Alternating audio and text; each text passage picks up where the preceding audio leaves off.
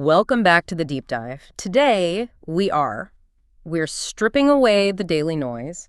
Forget the stock market ticker for a minute, forget the political headlines. We're trying to do something significantly bigger. Right. We are not looking at next quarter's earnings report.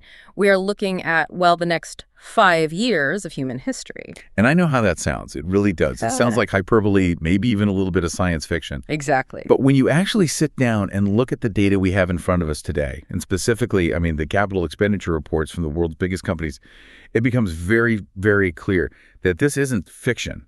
This is a roadmap. A roadmap. That's the perfect word for it. We are diving deep into a report from the research firm Hypershark, and it's titled 2030, The Decade of Convergence. A great title. It is. And before we get into the heavy numbers, and believe me, there are some absolutely staggering numbers today, I want to start with a feeling. I just want to ask you, the listener, to pause for a second. Whether you're on your commute, at the gym, walking the dog, just take a moment and visualize a Tuesday morning.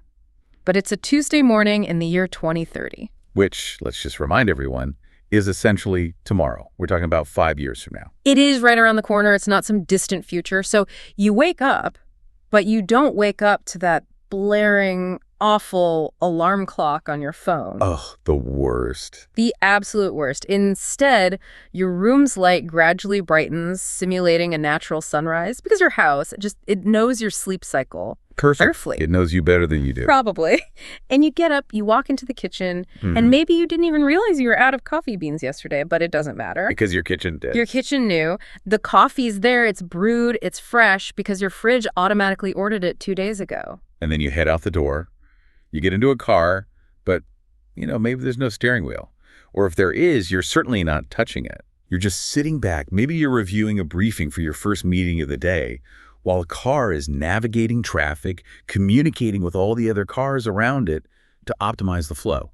And the thing that's so fascinating about that image is that for decades, that was the Jetsons' promise, right? It was always 20 years away. Yeah. But what this Hypershark report argues so compellingly is that the technology for that exact morning routine isn't just in development, it's being deployed right now. Exactly. The transition we are in at this very moment is from experimental to infrastructure.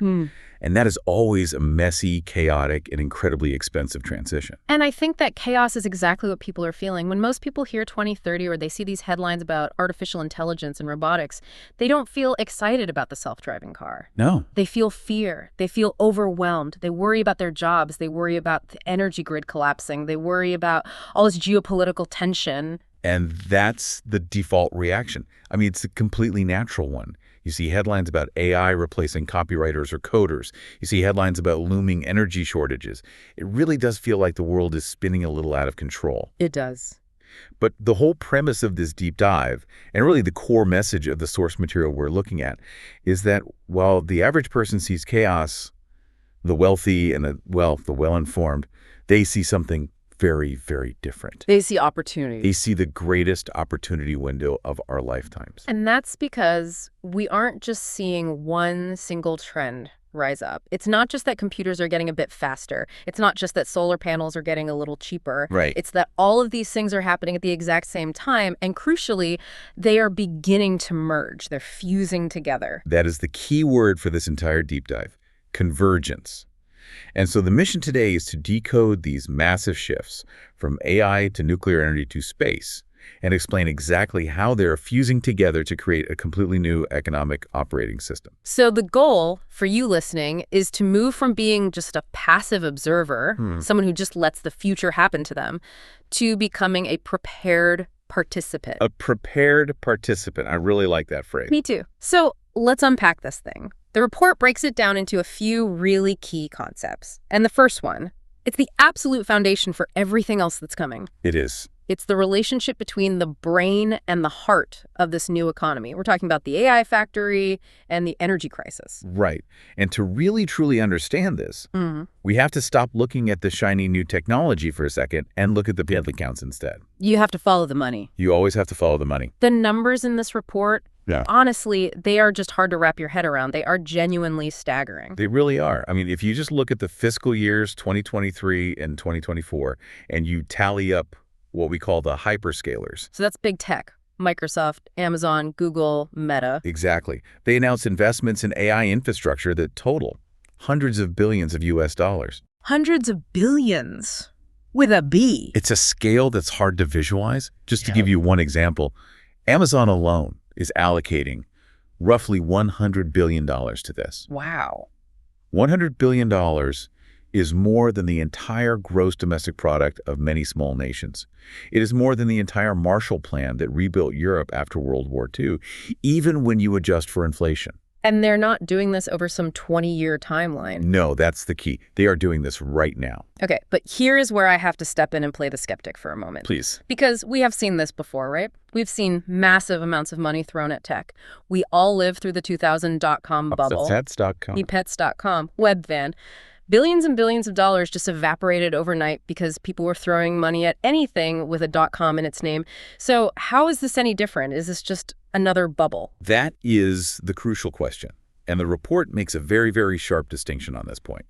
In the year 2000, during the dot-com bubble, companies were raising astronomical sums of money based on PowerPoint presentations and hope. And a good story.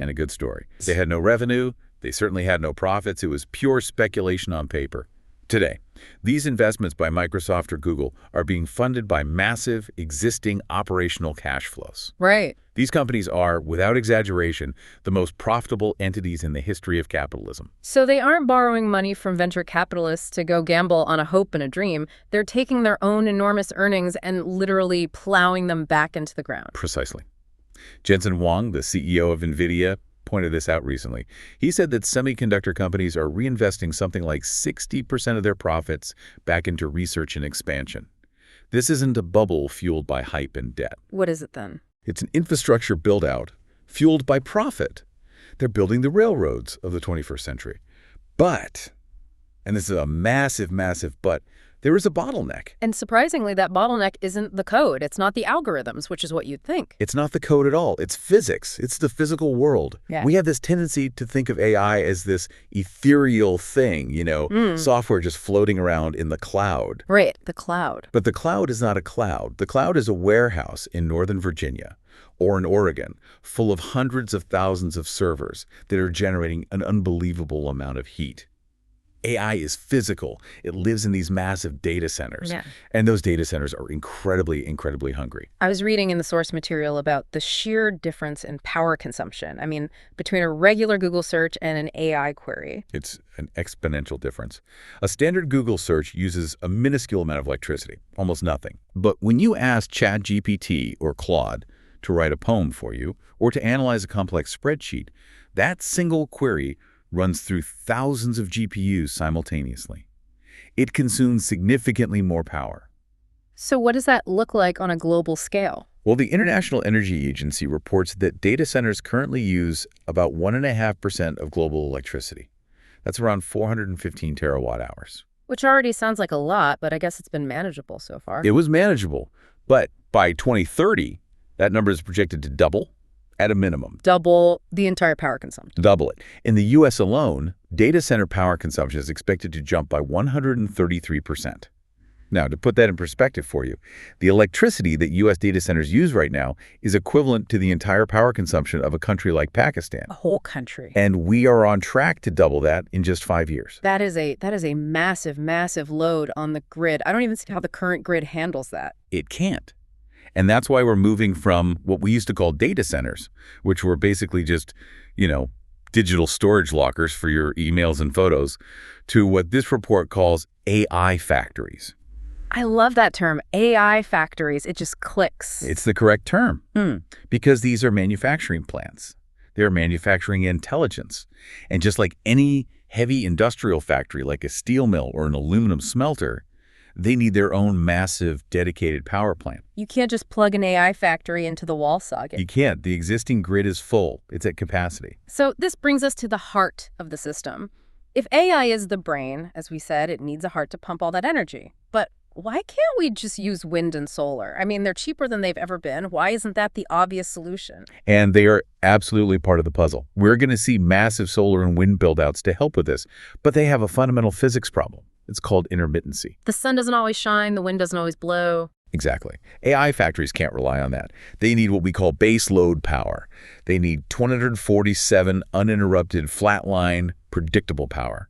If the power dips for even a millisecond during a training run, What happens? the whole thing crashes. You lose days of work, and you lose millions and millions of dollars. So you need a power source that is always on, no exceptions. Always on.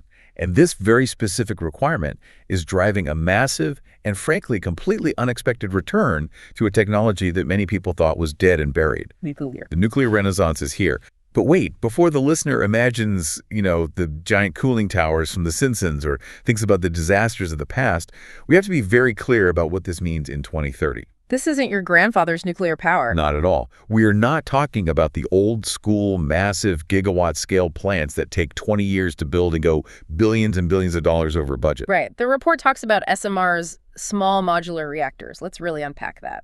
How is an SMR different from one of the nuclear plants from the 1970s? Okay, think of the difference between building a custom skyscraper from scratch and building a Lego set. Okay, I like that. Traditional nuclear plants are like skyscrapers. Every single one is a unique, one-off construction project. You're pouring concrete on site. You're dealing with weather delays. You need unique regulatory approval for every single pipe and valve. It's a logistical nightmare. And SMRs are the Lego set. SMRs are the Lego set. They are factory built. They're modular. So you're telling me you build the reactor on an assembly line, like a car? Exactly. Like Boeing builds airplanes. You manufacture the reactor in a controlled factory environment, you put it on the back of a truck or a train, you ship it to the data center site, and you essentially plug it in. And the safety is different too, right? Fundamentally different. Because they are smaller, they rely on passive safety systems.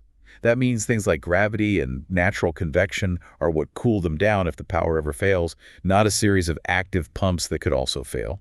They're inherently safer, they're cheaper, and they're much, much faster to deploy. This just completely changes the business model. So a company like Amazon, they're not just in the business of buying computer chips anymore. No. They are effectively becoming energy companies. They have to. It's not a choice. They have looked into the future and they realize that the single biggest constraint to their growth over the next decade isn't intelligence. It's power. Power is the new currency. Power is the new oil. If you have the watts, you win. If you don't, you lose. It's that simple. That is just a wild shift in corporate strategy. So, okay, we have the brain, which is AI, and we have the heart, which is this new nuclear energy. But a body needs more than that. It needs a structure. It needs a skeleton. And this brings us to concept number 2 in the report, the physical backbone. And this is where we really have to get our hands dirty, literally. We're talking about rare earth elements. We are talking about rocks and dirt. Now, when people hear rare earths, I think they probably just picture a periodic table hanging in a high school chemistry classroom. But this report argues that these elements are the new gold. They're the gold of this new era. It's because we tend to think of the digital economy as weightless, right? The cloud, software, Wi-Fi, it all feels invisible and clean. Mm-hmm. But the digital world relies entirely on physical materials dug out of the ground. You cannot have an electric vehicle motor, you cannot have a wind turbine, you cannot have a robot, and you absolutely cannot have an advanced AI GPU chip without rare earth elements. So what are we talking about specifically? We're talking about things people have heard of, like lithium, cobalt, nickel, but also lesser known but critical ones like neodymium and dysprosium. And there is a massive geopolitical catch here, isn't there? This is where it gets complicated. A huge one. And this is where, if you want to be a prepared participant, you really need to pay attention. The report highlights a very stark reality.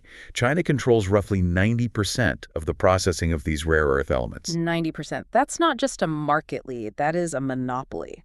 It is an absolute monopoly. And this was not an accident. It wasn't just luck that the minerals happened to be located there. The source material details how this was a deliberate 40-year strategic play by Beijing. 40-year plan. Yes. While the West was focusing on software, on social media apps, and financial engineering, China was busy securing the mines and, even more importantly, building the dirty, complex, and expensive processing facilities that turn raw ore into usable metal. Right, because digging the rock out of the ground is only half the battle. It's not even half. Digging it up is the easy part.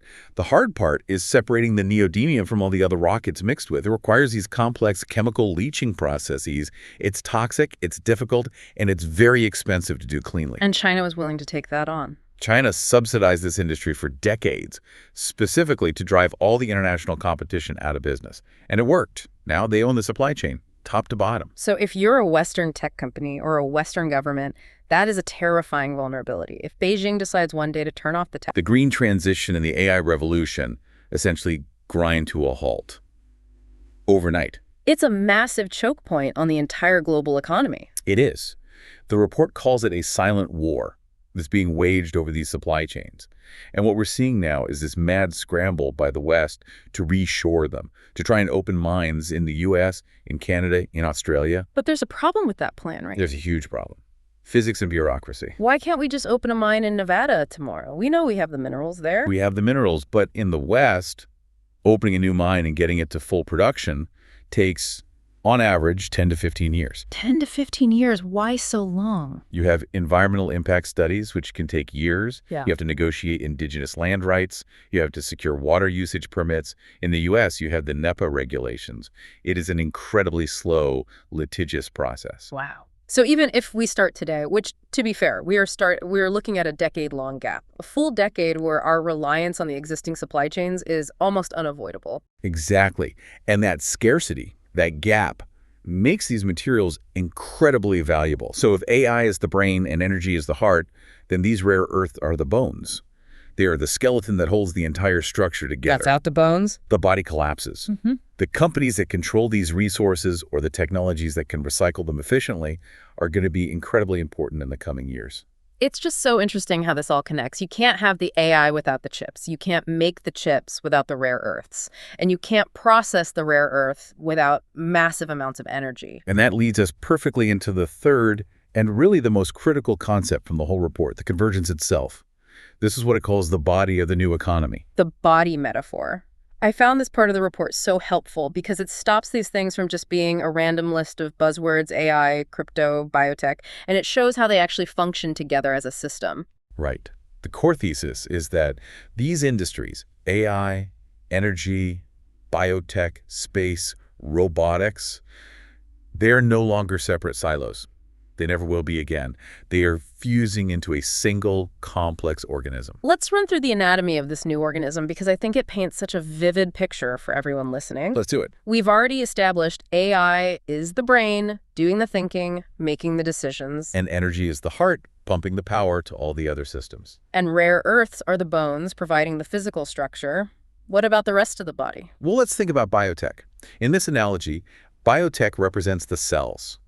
We are moving from a world of discovering drugs by accident to actively engineering biology. Designing life itself. In a sense, yes. Yeah. Then you have space, and specifically we're talking about low Earth orbit satellites, which act as the blood vessels. They're the circulatory system. How so? They enable the global flow of information to literally anywhere on the planet, connecting every other part of the body. And cybersecurity, where does that fit in? That's the immune system, or maybe the armor. As everything gets connected, everything becomes vulnerable to attack. So cybersecurity isn't an optional add-on anymore. It's the core defense mechanism that keeps the entire organism alive and functioning. Okay, that makes sense. Then we have robotics. Robotics are the muscles. They're the ones doing the physical labor, moving things in a warehouse, building things in a factory, harvesting crops. And finally, IoT, the Internet of Things. That's the nervous system. 1 trillion sensors all over the world, constantly feeling temperature, movement, pressure, location, and feeding all of that data back to the AI brain in real time. So let's try and apply this model. When you look at a company like Tesla, for instance, you can't just say it's a car company anymore. No, and that's precisely why traditional Wall Street valuation models so often fail with these new convergence companies. Is Tesla a car company? On the surface, sure. But it's also an AI company, training its self-driving models on the world's largest real-world driving data set. And an energy company. It's a massive energy company making batteries and solar roofs. It's a robotics company building the Optimus humanoid robot, which could revolutionize manufacturing. The old siloed economy is dead. In this decade, the winners will be the companies that can successfully integrate all these systems. It really is a lot to take in. It feels like the fundamental rules of the economic game are being rewritten in front of our eyes. They are. And to see what that looks like in practice, not just in theory, we really need to look at some specific stories. Because the report doesn't just deal in these big analogies, it gives us concrete case studies of this convergence happening right now. Okay, let's do that. Let's talk about that first case study, which we touched on briefly, but the details are just fascinating. The Amazon nuclear deal. This happened in October 2024. Yes, October 2024 was a real watershed moment. A lot of people missed it. But Amazon invested over $500 million to develop SMRs with a company called X Energy and Dominion Energy. And Dominion Energy is just a classic, boring, old utility company, right? They are the absolute definition of a widow and orphan stock. Steady, boring, slow-moving. And here you have Amazon, the king of e-commerce, arguably the fastest-moving company on Earth, partnering with them to build next-generation nuclear reactors. This proves the convergence thesis perfectly. It's the poster child for it. A retail and cloud computing company is now effectively becoming a utility company. Why? Because their AI ambitions, their entire future growth, depends on it. And it wasn't just Amazon, was it? Google and Microsoft did similar deals right around the same time. Correct. Microsoft made a deal that was, in some ways, even more symbolic. They arranged to restart the 3 Mile Island nuclear plant. Oh, wait, the 3 Mile Island? The infamous nuclear site in Pennsylvania, the one that had the partial meltdown back in the 70s. The very same one. And that just shows you how desperate the need for clean baseload power has become. They are literally resurrecting closed, infamous nuclear plants. Microsoft signed a deal to take 100% of the power from that plant for the next 20 years. That is just unprecedented. The lesson here for anyone listening, it seems to be, follow the bottleneck. Always follow the bottleneck. The bottleneck is power. The biggest, smartest tech companies on the planet are pivoting their entire corporate strategy to solve the energy equation. So if you're watching the market, don't just watch the software. Watch the plug. Watch the plug. That's incredible. Okay, let's move to the second case study. We talked about space being the blood vessels, the global flow of information. We have to talk about Starlink. Starlink is a phenomenon that is hard to overstate. In just 5 short years, they went from 0 users to over 9 million users. 9 million. And more importantly, they now control roughly 65% of all active satellites currently in orbit. 65%. That is a monopoly in the sky. It's market dominance on a scale we've rarely seen. But the real impact isn't just about someone in a remote cabin finally being able to stream Netflix. It's about building out the nervous system of the planet that we just talked about. Starlink allows a tractor in the middle of a remote farm in Nebraska, a drone in a conflict zone, and a cargo ship in the middle of the Pacific Ocean to be constantly connected to the AI brain. It effectively erases the entire concept of being offline. Exactly. Before Starlink, the internet was fundamentally geography dependent. It was in the ground, it was cables, it was fiber optics. If you were far away from the cable, you were disconnected, you were dumb. Now, the next layer of the internet is orbiting above us. We are building a space-based economy. And there's a huge military application here too, right? Absolutely huge. The drone in a conflict zone isn't a hypothetical. We've seen in recent conflicts around the world that connectivity defines the winner. If your AI-powered drones can talk to each other instantly via satellite, and the enemies can't, you win.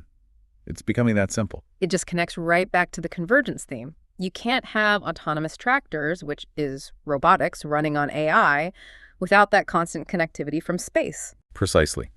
They enable each other in a powerful feedback loop. Okay, case study number 3. This one might be my favorite because it feels the most hopeful, but also maybe the most radical. Let's talk about AlphaFold and the Nobel Prize. This is where AI meets biotech. This is the cells part of our body metaphor coming to life. And to understand its importance, you have to know that historically, discovering a new drug has been a complete nightmare. A nightmare how? It takes, on average, 10 to 15 years and costs billions of dollars. And that's mostly because the whole process is just trial and error. How does that process usually work? Okay, imagine you have a lock. That lock is a protein in the human body that's causing a disease. And you need to find a key, which is a drug molecule, that can fit that lock perfectly and turn it off. Makes sense. In the past, scientists were essentially reaching into a giant bucket with 1 million random keys, trying them one by one in the lab to see if any of them fit. It was slow, painful, expensive work. And then came AlphaFold. Which was developed by Google's DeepMind. In 2024, its creators won the Nobel Prize in Chemistry. Why? Because AlphaFold used AI to predict the precise 3D structure of over 200 million proteins. 200 million? Basically, all known proteins in existence. This is scientific work that would have taken human scientists centuries to do manually.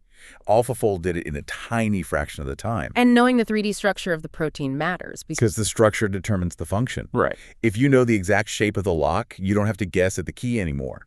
You can use a computer to design the perfect key to fit it on the first try. It changes biology from a science of discovery, of just stumbling around in the dark, to a science of engineering. We can now code biological outcomes. That is exactly what we can do. We are essentially digitizing biology. So it's the ultimate convergence. It is. Bits, which is software, are now directly manipulating atoms, which is biology. And this is going to lead to hyper-personalized medicine, incredible new materials, and potentially ways to extend human longevity. It's exhilarating, but I have to admit, also a little bit terrifying. But that's why we're here, to prepare, not to fear. Exactly. So we've covered the brain, the heart, the bones, the whole body. We've seen the real-world examples. Now, I want to pivot to the Wealthnetic part of this deep dive. The so what? Right. Information without action is just trivia. Precisely. What does the listener actually do with all of this information? The report gives us some very specific, very actionable takeaways. Let's start with the first one. Okay, takeaway number 1. Invest in the picks and shovels. Ah, the old gold rush strategy. It's a classic for a very good reason. During the California gold rush in the 1800s, the people who consistently made the most money weren't the ones out there digging for gold. It was the guys selling the picks, the shovels, and the denim jeans. Exactly, because most of the gold diggers found absolutely nothing and went broke. In today's AI gold rush, don't just try to pick the single winning AI software company. That is incredibly hard to do. Why is that? Because ChatGPT might be the king today. But who knows what happens in 3 years? It could be Google's Gemini. It could be a new model from China. It could be a powerful open source model that disrupts everyone. The software layer is going to be incredibly volatile. So what's the shovel in this scenario? What's the modern day equivalent? You have to look at the value chain that we just spent all this time discussing. Who provides the energy? It's the nuclear utility companies, the uranium miners. Who provides the raw materials? It's the copper and rare earth mining companies.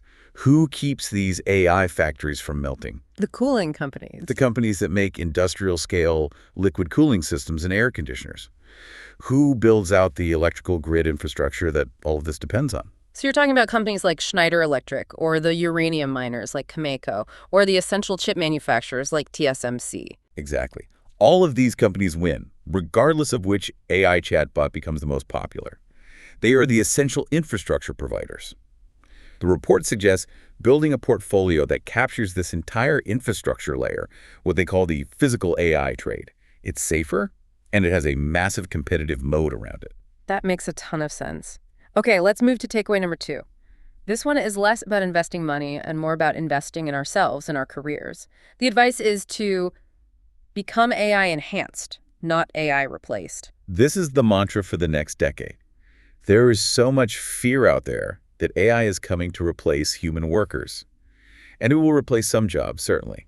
But the report takes a slightly different, more nuanced view. Which is? AI won't replace you, but a person using AI will replace you. Okay, so how do we action that? How do I become that person? How do I make sure I'm the one using the tool, not the one being replaced by it? The advice is actually very simple.